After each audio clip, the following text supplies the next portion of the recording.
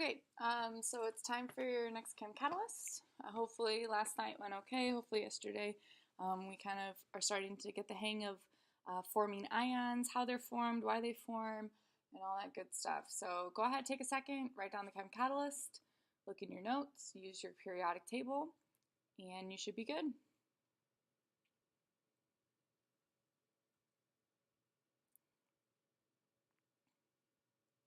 All right, hopefully you paused the video before this, before we go over it. But if you look in your notes, you should be able to find the octet rule, no problem. Essentially, it's this idea that all elements on the periodic table want to have the same number of electrons as a noble gas. Right? The octet comes from the idea that most noble gases have 8 electrons in their valence shell, their highest energy level. All right? So if we want that to be true for these elements that we have listed here, all right, you should recognize them from yesterday. Got the same ones. All right, we want to think of which ones are going to lose electrons to look like a noble gas and which ones are going to gain electrons to look like a noble gas. All right, the charges on your periodic table should help you out. Remember, positive charges mean they've lost negative electrons, and negative charges mean they've gained those negative electrons. All right, or you can just think of it logically. Which are they closer to? If they gain electrons, are they closer to a noble gas, or would it be better for them to lose electrons? All right, hopefully you said for sodium that it's going to lose an electron. All right, for chlorine, it's only one away, so it would rather gain electrons, as would sulfur and oxygen. They, on the other hand, are going to gain 2 electrons instead of just 1. All right, calcium is going to lose electrons. Specifically, it needs to lose 2 electrons to look like argon. All right, aluminum's also going to lose, as is beryllium. All right, but look at their charges. It's going to tell you different numbers of electrons that they need to lose. Aluminum needs to lose 3, beryllium needs to lose 2. All right, finally, phosphorus, all right, is going to gain electrons. It needs to gain 3, which is a lot more than some others, but it's still easier to gain electrons than lose electrons for phosphorus to be a noble gas. All right, hopefully you're good on that. All right, today we're going to take a break from doing those drawings, but please make sure you go over and look at the videos. If you didn't understand something yesterday, ask your classmates, go online, find some resource. If the videos aren't enough, look at your book, ask your classmates. All right, there's lots of ways for you to get this down. All right, so make sure you can do those drawings.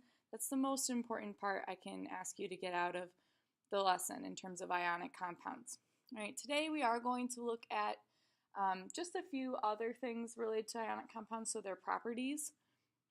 All right, make sure you get this in your notes. So if you need to switch to your notes now, go ahead and do that. All right, so we are going to talk about some properties of ionic compounds and just a couple other things that are going to come up on your test or quiz. But again, the most important thing I can ask that you take away from this week is definitely doing those drawings.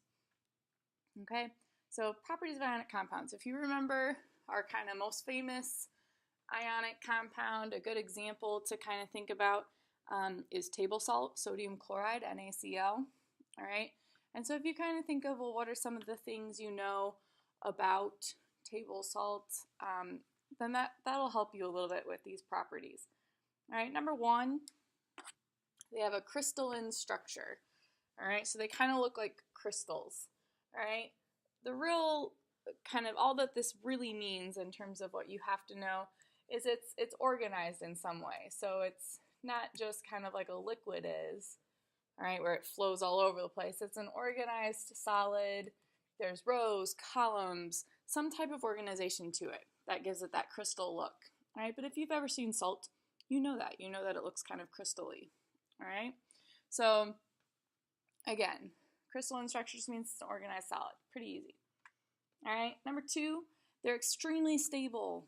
All right, they like to stay together because of their strong attractive forces. All right, these attractive forces, again, these are your ionic bonds. All right, and they are between cations and anions. All right, so positive and negative. So cations and anions attracted to one another is what causes that to stay together. So they're very stable, meaning they're hard to break apart. All right, so it's hard to break these things apart. It's not impossible. We all know that if you smash a bunch of salt with a hammer, it can break apart. It's possible, right? But it's not easy to do under kind of normal circumstances. It's not going to fall apart on its own, all right? Because of this, they also have high melting points, all right? Meaning it's hard. It takes a lot of energy to go from a solid to a liquid, all right? If you're going to go from a solid to a liquid, if you've ever tried to melt salt, it's not easy to do. It takes a lot of energy to go from a solid to a liquid. All right, so high melting points mean that it takes a hot temperature to melt them. And that's because, again, they're very strongly attracted to one another. All right, the last kind of unique one, all right, and one that we'll talk about a lot when we get into metallic bonds later on, all right, is this idea that they are good conductors of electricity. All right, electricity, in case you didn't know this already, but if you look at kind of the first part of this word, electra, all right, electricity should look kind of like the word electron, and indeed, it is a flow of electrons. All right, so when we talk about conducting electricity, we mean there's some kind of flow of electrons.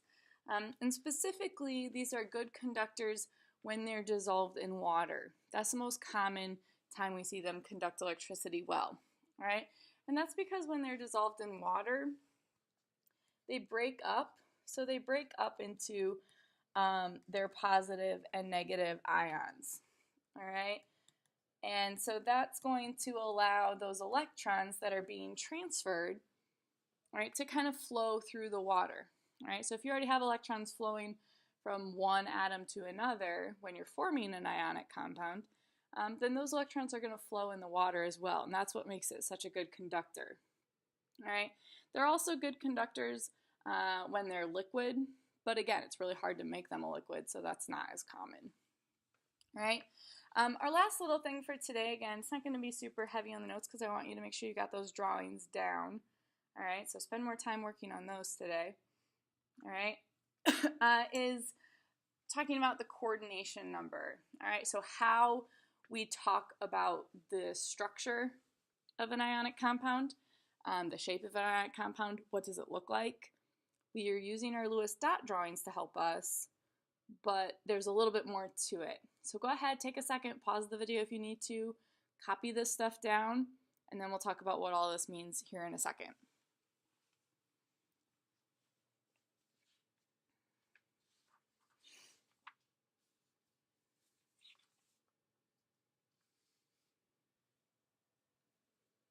Okay, so coordination numbers. This is how we describe how this crystal structure is organized, okay? So it describes the organization of a compound, basically, what do all these ions look like when they're together? Because right now our drawings just show us the simplest number of each. So like if we were doing our drawing for sodium chloride, we would only have one sodium atom that has a charge, so one sodium ion and one chlorine ion. All right, obviously if you have a giant pile of salt, there's not just one of each, all right? That'd be too small for us to even see with our eyes, all right? So in an actual ionic compound, there's many, many, many kind of units of one sodium, one chlorine, one sodium, one chlorine, and they're all organized so that they stay attracted to one another as best they can, all right? So here's a picture, it kind of shows you what that looks like, all right? And we use coordination numbers to try and describe this, all right?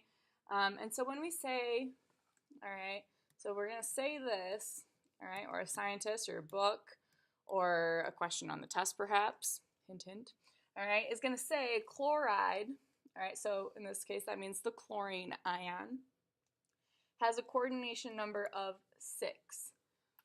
What it means, so we say that, but we mean this, okay, it means that chloride is surrounded by 6 sodium ions. So if you look at this, it says chlorine or chloride are these green ones. So let's look at this chloride here in the middle.